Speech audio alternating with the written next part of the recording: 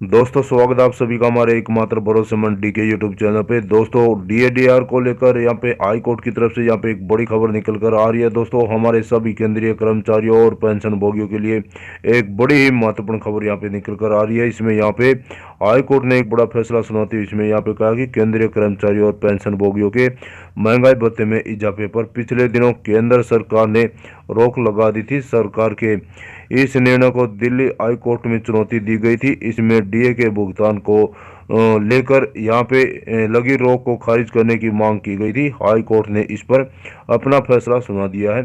आदेश के अनुसार कोर्ट ने इस याचिका को खारिज कर दिया है।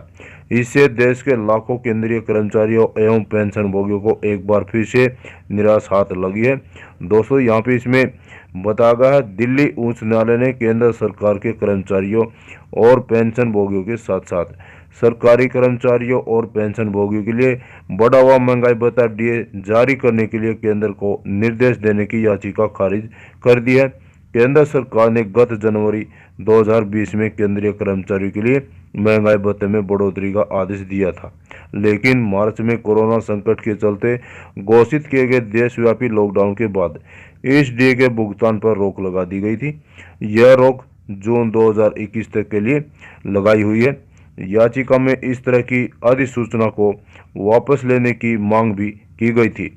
कोर्ट ने आदेश में यह कहा, इसमें यहाँ पे कोर्ट ने यहाँ पे कहते हुए कहा कि कोर्ट ने यह कहते हुए याचिका खारिज कर दी है कि महंगाई भत्ते में हुए इजाफे की राशि को जारी करने की समय सीमा को लेकर कोई कानून नहीं है। ऐसे में केंद्र सरकार को किसी भी नियम के तहत इस मामले में कोई आदेश नहीं दिया जा सकता है।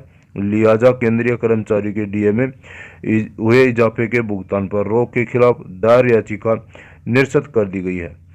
आदेश में इस याचिका को खारिज करते हुए अदालत ने कहा कि केंद्र सरकार पर कानून में कोई बाध्यता नहीं थी।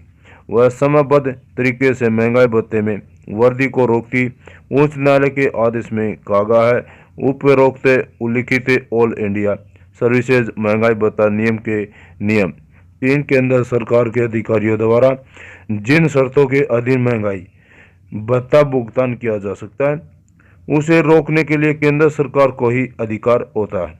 आगे इसमें यहाँ पे कहा गया है, जनहित याचिका की सुनवाई में अदालत ने दिया इस नियम का हवाला। यह आदेश एक जनहित याचिका की सुनवाई के बाद सामने आया है, जिसमें केंद्र और दिल्ली सरकार दोनों के वित्त मंत्रालय को निर्देश जारी करने की मांग की गई है, ताकि सरकारी कर्मचारियों के बढ़े हुए महंगाई भत्ते को फ्रीज करने के बारे में अधिसूचना वापस ली जा सके और मानदंडों के अनुसार इसे जारी किया जा सके।